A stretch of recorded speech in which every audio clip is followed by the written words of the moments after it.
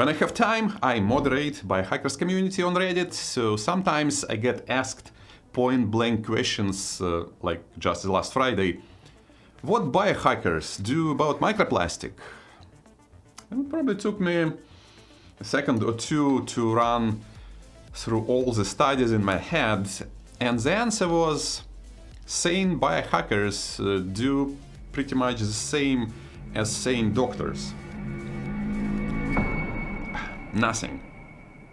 Nothing new, that is. But there are at least 5 things which you should be doing anyway. And I went to explain them, but just in case, I also posted the same question to subreddit. And indeed, I missed one very useful tip and the questionable one, but I'll talk about them both as well. So should we panic? What about those spoon made of plastic in your head headlines? Let's find out, and worse come to worse, George Carlin had the answer to those plastic problems a long time ago. Could be the only reason the Earth allowed us to be spawned from it in the first place. It wanted plastic for itself. Didn't know how to make it. Needed us. Could be the answer to our age-old philosophical question, why are we here? Plastic has lungs. As you see, the war on plastic is not news. Though, if you must know, most of it comes to the oceans and back to us, not from plastic bags, but from the tires on the cars and you doing your laundry. But the viral hit which brought the attention of the public to the problem again was an article from Nature, where almost 7 grams of plastic, the spoonworth, was found in recently deceased brains. Which is a lot, to say the least, so it spread like a wildfire. Get this, when they looked at the average brain, the amount of microplastics in the brain was equivalent to the weight of a plastic spoon. But then somebody asked, hold on a second, how it was measured? Specifically, plastic specialist and chemist Martin Wagner and Oliver Jones. And it matters because it's not like somebody calculates nanoplastic particles piece by piece. We use mass spectrography. But here's the problem. Quote, brain tissue contains a large amount of lipids, fat, some of which have similar mass spectra as the plastic polyurethane. Basically, when you burn the brain or burn plastic, the smoke looks the same. And so, quote, investigators may have massively overestimated the mass of microplastic in their samples. So, let's take a deep breath together and think about something good which happened to you today. A ray of sunlight, coffee, or positive conversation. And let's exhale slowly, because stress kills for sure. Plastic, there is no smoke without fire, so let's get to the practical ways of dealing with it. It might look like I just ingested myself with poison, but when we look at the studies, the amount of PET, plastic type in this bottle and in this cap is actually quite insignificant. So you can use glass or you can use metal.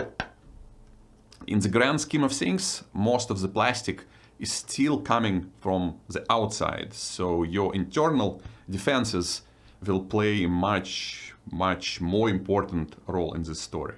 That said, I still prefer my metal bottle as before, and I filter my drinking water as before. Something you might want to consider as well. Reverse osmosis and reintroducing minerals back, or submicron filtering. Look, you even made me wash the dishes. A hack, which works if you have heavy water in your house, is to boil it, cool down, and filter out the sediment because it binds the particles to it. But in either case, avoid plastic kettles, plastic coffee makers, or cooking in plastic in general. And also, speaking about filtering, now that you know that plastic comes from the tires, it's a good idea to be living as far from the road as possible, and something I've covered ad nauseum before in the 12 pillars of longevity, filter out your air with HEPA filters in the office, in the bedroom. So if you needed a little more encouragement to do it, here's your sign. Now, the internal defenses, that's where I forgot one cheat code in my original answer. There are two kinds. Number one is getting that microplastic out of your system, and number two is damage control. To get out, one of the major detox organs of your body is your skin. To activate it, you need to move and sweat, which is another pillar of longevity out of 12, exercise and sweating out daily. And the cheat code I forgot, saunas or steam rooms.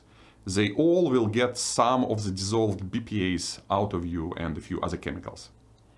Specifically for plastic particles, number 2 in our detox plan is number 2. So fiber is your friend as usual, especially broccoli, because number 3 is donating blood with some anecdotal data that sulforaphane, broccoli, helps to mobilize microplastic and take it out. I'm a bit skeptical about this part, but if actual studies will confirm that, I'll keep you updated. Now, number 4 is a real internal defense. Microplastic creates oxidative stress and inflammation. To deal with that, you need your own master antioxidant doing its job. His name is glutathione. And for glutathione to work properly, you need to have your methylation ticking like a clock. That's where homocysteine comes into play. Sounds a lot, I know. So watch this video next to learn more about this crucial last step and what top functional doctors do about it. Living is smart, aging is bad. Let's dive in.